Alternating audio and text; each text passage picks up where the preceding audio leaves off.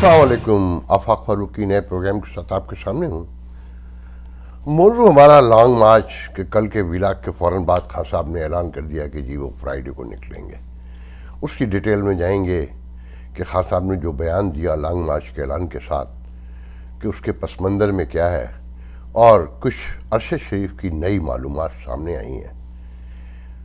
और तीसरी एक बड़ी ख़बर कि सिंध के जजों ने तकरीबन बगावत कर दी है और वकला बरादरी खड़ी हो गई है, और जो कुछ सुप्रीम कोर्ट में हुआ उसे जुडिशल मार्शल लॉ करार दिया जा रहा है और मुल्क तोड़ने की बुनियाद बताया जा रहा है। उस पर मैं आपको एक वीडियो भी दिखाऊंगा। पहले बात करते हैं अरशद शरीफ पर। देखें जी, जाने वाला तो जा चुका, अब तो सब किस्से हैं, कहानियाँ हैं। जुडिशल कमीशन बना लें, कोई भी कमीशन बना लें, निकलना कुछ नहीं है, पकड़ा किसी ने नहीं जाना। कि आज की वारदातें जिस पैमाने पे की गई है वो वारदात, उसका सुराग पर शक ही कर सकते हैं आप। यकीन के साथ कुछ नहीं बताया जा सकता।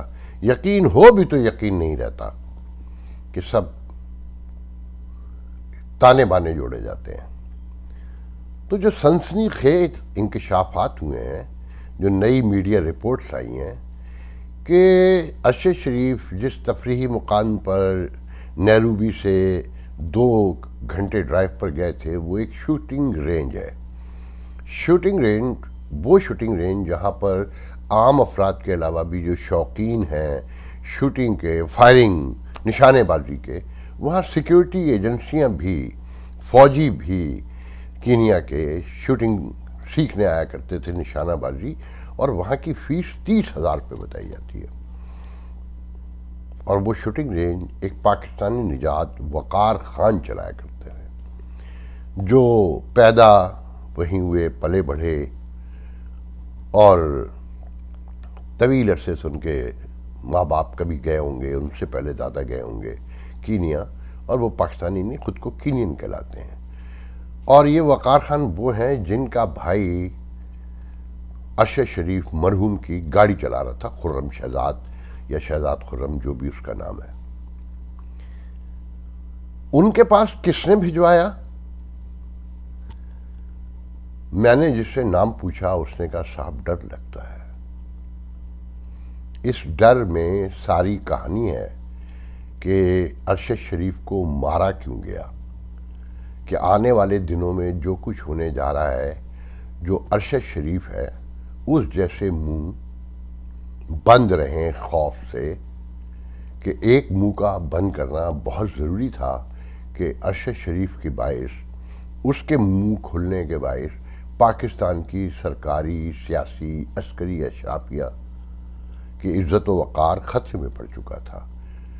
सवाल पूछ रहा था वो आदमी, एक चोर को कवर देने के लिए बड़े चोरों से सवाल शुरू कर दिए थे, जो नाकाबिले बर्दाश्त थे, जो 75 साल में कभी ऐसा नहीं हुआ कि उनसे भी कोई हिसाब मांगे, उनसे भी पूछे, सिविल ब्यूरोक्रेसी की जो अशराफिया है उससे सवालात हों, और फिर सियासतदान भी कहीं बाहर तो नहीं है ना। तो इसलिए उसका मुंह बंद कर दिया गया।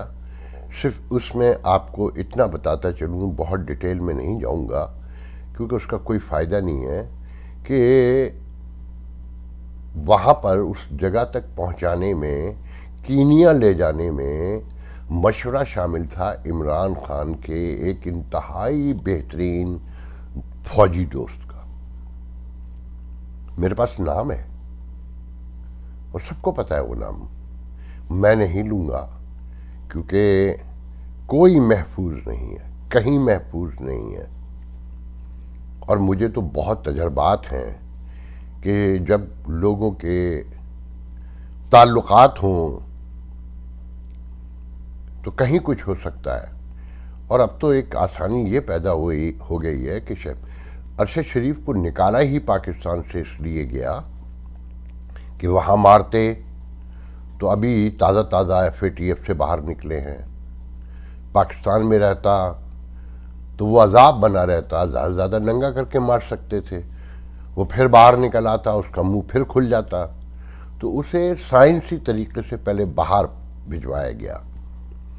اور مجھے نہیں پتا کہ خان صاحب کی ولنگنس تھی اس میں، یا خان صاحب استعمال ہوئے اور خان صاحب نے مشورہ دے دیا کہ تو باہر چلا جا، جبکہ جتنے سمجھدار ہیں سب کو یقین ہے کہ اگر وہ پاکستان سے باہر نہ جاتے تو کبھی نہ مارے جاتے۔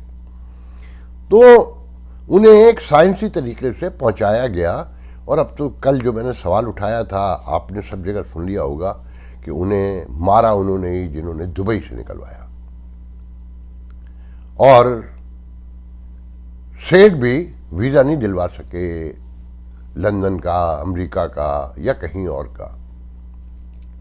بہت تفصیلات ہیں، اور وہ کتنا کرپٹ ملک ہے۔ میرے ایک دوست ہیں رانا سہیل، انہوں نے ایک تفصیل مجھے بھیجی ہے، کل کینیڈا میں رہتے ہیں، سینئر صحافی ہیں، کبھی جنگ میں ہوتے تھے۔ انہوں نے بتایا ہے کہ ایک بار وہ گئے تھے پاکستانی پاسپورٹ پر، تو امیگریشن نے سب سے پہلے وہاں کے کینیڈا کے 1000 شلنگ لے لیے تھے، کسٹم کلیئر کر دیا گیا، مگر باہر گاڑی میں بیٹھ کے آدھا کلومیٹر پہنچے تو گھیر لیا گیا کہ کسٹم ہے، ہم انٹیلیجنس کسٹم تلاشی لیں گے، 500 شلنگ دینا پڑے۔ اور پھر ایک تفصیل بتائی انہوں نے کہ وہاں یہ کام تو بڑے آسان ہے، اور پھر تعلقات بڑے ہوں۔ تو اس میں سوال یہ ہے، اچھا پھر کینین پولیس نے ایک نیا پلٹا کھایا اور الزام لگایا کہ جس گاڑی میں شریف موجود تھے، ارشد شریف، اس سے بھی فائرنگ کی گئی، مگر اس سے اسلحہ کوئی برآمد نہیں ہوا، اور وہ لاش لے کر گاڑی دوڑاتے ہوئے اپنے بھائی وقار کے دروازے تک گئے، جو شوٹنگ رینج کے مالک ہیں، جو اسلحے کی سپلائی کا کام کرتے ہیں، باقاعدہ قانونی طور پہ اسلحہ لائسنس کے ساتھ ڈیلرشپ ہے ان کے پاس، کینیڈا میں بھی رجسٹر، ایک بہت لمبی تفصیل ہے، میں وہاں نہیں جاؤں گا۔ اب آپ عدالتی کمیشن بناتے رہیے، کچھ نہیں نکلنا، خاندان والوں کو، گھر والوں کو تسلی ہو جائے گی۔ بس اس میں ساری کہانی اتنی ہے کہ وہ پاکستان کی اشرافیہ سے دور سے بیٹھ کر بھی یہ پوچھ رہا تھا کہ توشہ خانے کا حساب تم نے بھی دینا ہے، کہ ڈیفنس سیکریٹری نے کتنے توشہ خانے سے گفٹ خریدے، اور فارن سیکریٹری نے کتنے خریدے، آرمی چیف نے کتنے خریدے، اور فلانے نے کتنے خریدے، اور وہ اس طرح کے روز نئی کہانیاں سناتا تھا وہاں سے بیٹھ کر۔ اس کے ویڈیو دیکھیں آخری جو وہاں سے بیٹھ کے کیے گئے، تو آپ کو سمجھ میں آئے گا کہ اس کو مارنا مجبوری بن گئی تھی کہ ایک منہ کو دیکھ کر 100 منہ اور کھل جاتے ہیں، تو ان 100 منہ کو بند رکھنے کے لیے ایک منہ بند کر دیا گیا۔ اب ماتم کرتے رہیے، شور مچاتے رہیے، اور پھر ارشد شریف کی لاش خان صاحب نے کندھے پر اٹھا لی ہے، لانگ مارچ کا اعلان کر دیا ہے کہ وہ فرائیڈے کو نکلیں گے لبرٹی چوک، لاہور سے، جہاں اشرافیہ ہی رہتی ہے۔ بہت بار بتایا گیا ان پروگراموں میں کہ وہی لوگ ہیں، وہی نوجوان ہیں جن کے ماں باپوں نے اس ملک کو لوٹا، بڑے بڑے گھر بنائے، بڑی بڑی گاڑیاں خریدیں، اب ان کے بچے جو سب کچھ کر رہے ہیں، مگر انہیں معاشرے میں دوسروں کے لیے انصاف چاہیے۔ یہاں سب سے، جیسے خان صاحب کہتے ہیں نا کہ سب کو انصاف کے نیچے لانا ہوگا، مگر جب خان صاحب کے خلاف فیصلہ آتا ہے تو چور ہے، ڈاکو ہے، لٹیرا ہے، ملا ہوا ہے، وہ الیکشن کمشنر ہو، وہ عدالت ہو، کیونکہ خان صاحب یہ کہتے ہیں کہ میں قانون سے بالا تر ہوں۔ اب پہلے میں آپ کو یہ بتا دوں کہ خان صاحب ڈیلے کیوں کر رہے تھے اور نکلے کن بنیادوں پہ۔ آپ نے نوٹ کیا کہ خان صاحب نے جو بیان دیا کہ لانگ مارچ کرنے جا رہے ہیں ہم، مگر قانون کے، آئین کے دائرے میں رہتے ہوئے کریں گے، ہم وہاں نہیں جائیں گے جہاں پر عدالت نے منع کیا ہے، ریڈ زون نہیں جائیں گے، ڈی چوک نہیں جائیں گے، اور وہاں جا کر قیام کریں گے جہاں عدالت نے کہا ہے، مطلب وہ جو پارک وغیرہ ہیں، جیسے بلاول گئے تھے، جیسے مولانا فضل الرحمان گئے تھے، تو اس پر تو کسی کو بھی اعتراض نہیں ہے۔ یہ خفیہ ڈیل ہوئی ہے، اور خان صاحب کو بتا دیا گیا ہے کہ اس سے باہر آپ نکلے۔ اچھا پھر خان صاحب کو تو آپ جانتے ہیں یو ٹرن کے ماسٹر ہیں، حالات اور واقعات کی روشنی میں خان صاحب فیصلے کریں گے۔ خان صاحب کب بدل جائیں گے، لانگ مارچ کو یو ٹرن ختم کب کر دیں گے اور اس کو آگے جہاں انہوں نے جانا ہے اصل وہ فیصلہ کرے گا عوامی ہجوم. کون فیصلہ کرے گا؟ عوامی ہجوم، کہ کتنے بڑے پیمانے پر خان صاحب اور ان کے لوگوں کو نکال سکتے ہیں. اسی لیے ارشد شریف کی لاش کندھے پہ رکھی گئی ہے اور پروپیگنڈا کیا جا رہا ہے کس نے مارا، کیوں مارا، اور کیوں مارا جا رہا ہے 75 سالوں سے نئے نئے انداز میں. مگر خان صاحب کو یہ کہہ دیا گیا ہے کہ اگر ایک لاش بھی گری تو 75 سالہ اعظم سواتی جو اپنے منہ سے بتاتے ہیں کہ انہیں ننگا کر کے مارا گیا، ان کی ویڈیو بنائی گئی، شہباز گل کے ساتھ جنسی زیادتی کی گئی، جس پر لطیفہ یہ بھی بن چکا ہے کہ شیخ رشید خان سے کہتا ہے کہ خان صاحب میں اگر گرفتار ہو جاؤں تو میرے ہوتے جنسی زیادتی کا الزام نہ لگائی. مگر کہنے والے بتاتے ہیں کہ جو اس ڈیل کو جن کے پاس یہ خبریں پہنچیں وہ کہتے ہیں کہ خان صاحب کو کہا گیا ہے کہ خان صاحب ایک لاش بھی گری تو آپ کے ساتھ وہ ہوگا کہ اعظم سواتی اور شہباز گل والے واقعات چھوٹے پڑ جائیں گے اور آپ بیان بھی نہیں کر پائیں گے. مگر خان صاحب ایک ضدی آدمی ہیں، انہیں کہتے ہیں نا وہ ڈیلوژنل ہیں کہ سارا پاکستان ان کے ساتھ ہے. پھر ان کے ساتھ جو لوگ ہیں جس پیمانے پر جو انہیں چڑھاتے ہیں، انہیں نبی آلموسٹ خدا نخواستہ کہ درجہ گفتگو میں دلوایا جاتا ہے کہ اگر لاکھوں لوگ نکل آئے، جیسا کہ خان صاحب کو یقین ہو چلا ہے کہ لاکھوں کروڑوں لوگ نکلنے والے ہیں، تو پھر خان صاحب جو چاہیں گے لوٹ مچائیں گے، جیسے جہاں چاہیں گے پہنچ جائیں گے، جسے چاہیں گے برباد کر دیں گے. مگر میرا تجزیہ یہ ہے کہ ایسا کچھ نہیں ہوگا. لوگوں کو بھی اندازہ ہو چکا ہے کہ یہ لڑائی ذاتیات کی لڑائی ہے، یہ اقتدار کی چھینا جھپٹی کی لڑائی ہے. اس سے آگے اس سے سوا کچھ نہیں ہے کہ یہ نظام ایسے ہی چلتا رہے گا کہ جو آئے گا ڈیل کر کے ہی آئے گا، انہی کی شرائط پر کام کرے گا، پرانی تنخواہ پر ہی کام کرے گا. ورنہ جو بغاوت کرتے ہیں، جو انقلاب لاتے ہیں، جو نظام کی تبدیلی کے لیے کام کرتے ہیں، وہ انہی سے بیٹھ کر چھپ کر مذاکرات نہیں کرتے. وہ یہ نہیں کہتے کہ آپ نیوٹرل ہیں اور نیوٹرل ہونا جرم ہے، میں سچا ہوں، میرے ساتھ کھڑے ہوں. مطلب کہ خان صاحب کو ان کے ساتھ کی شدید ضرورت ہے جنہوں نے 75 سال سے سماج کو سیچ کر رکھا ہے، جو جسے چاہتے ہیں جب چاہتے ہیں گرا کر مار دیتے ہیں. کہ 55,000 لوگ کہتے ہیں کہ بلوچستان میں مسنگ ہیں، صرف 55,000 لوگ ایک صوبے سے مسنگ ہیں، کہ جن کی مائیں سڑکوں پہ روتی پھرتی ہیں. مگر ان میں سے شاید کوئی ارشد شریف نہیں ہے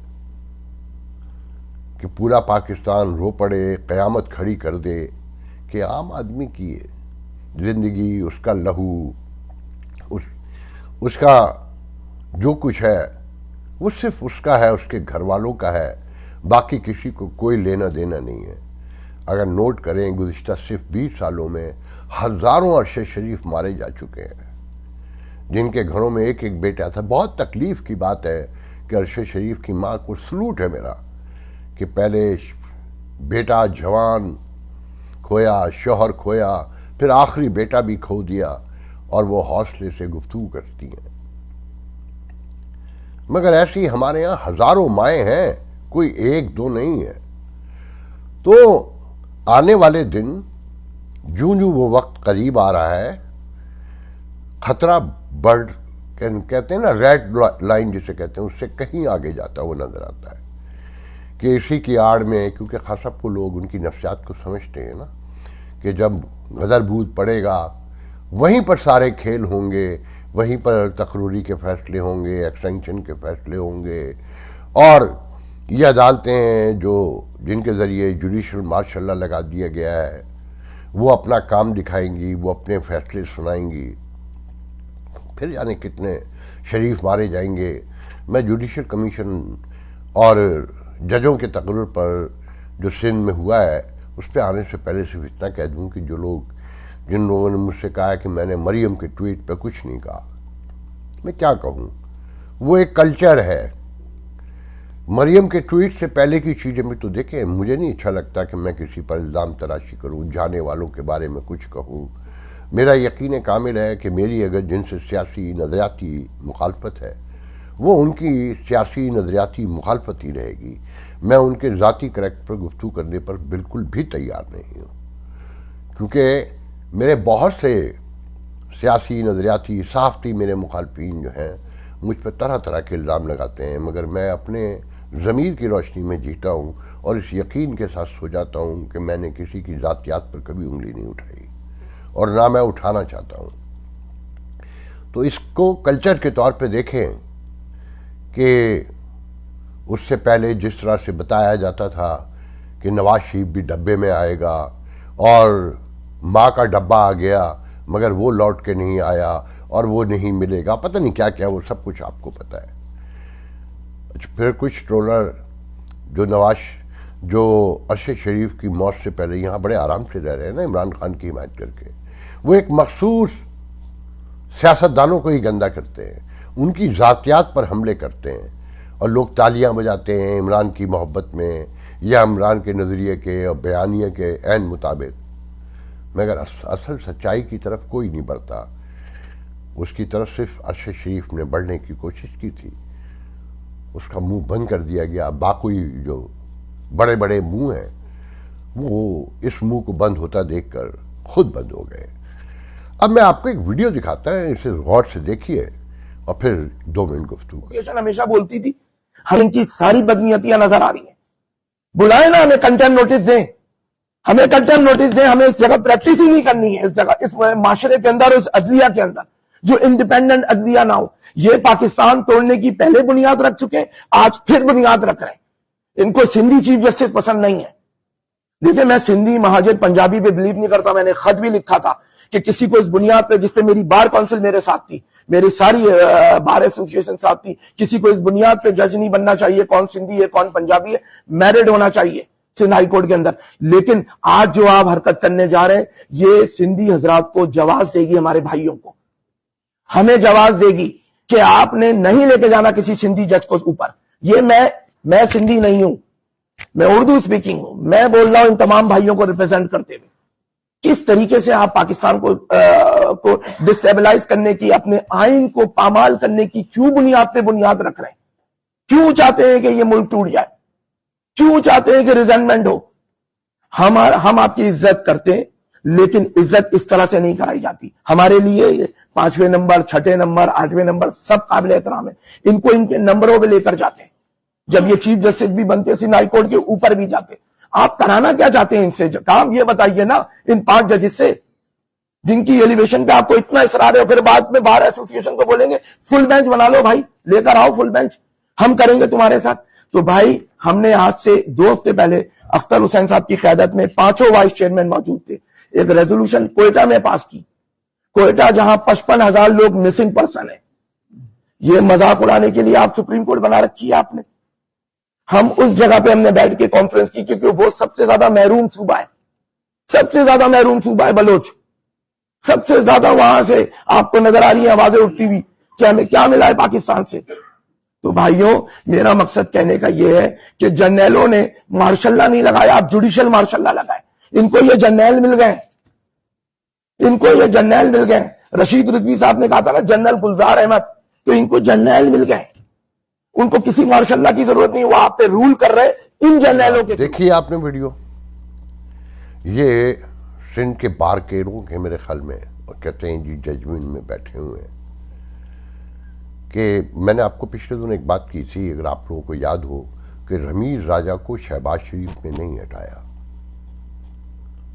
جو انتہائی متعصب ایک صوبے کے لیے کام کرتا ہے، جس نے کرکٹ کو مزید تباہ کر دیا پوری. جیسے سپریم کورٹ میں 9 جج ایک ہی صوبے سے ہیں نا، تو آپ کی قومی کرکٹ ٹیم میں بھی جب ملک میں کوٹا سسٹم ہے، جب ملک میں تعصبات موجود ہیں، تو آپ کو بیلنس کرنا پڑے گا نا ہر جگہ.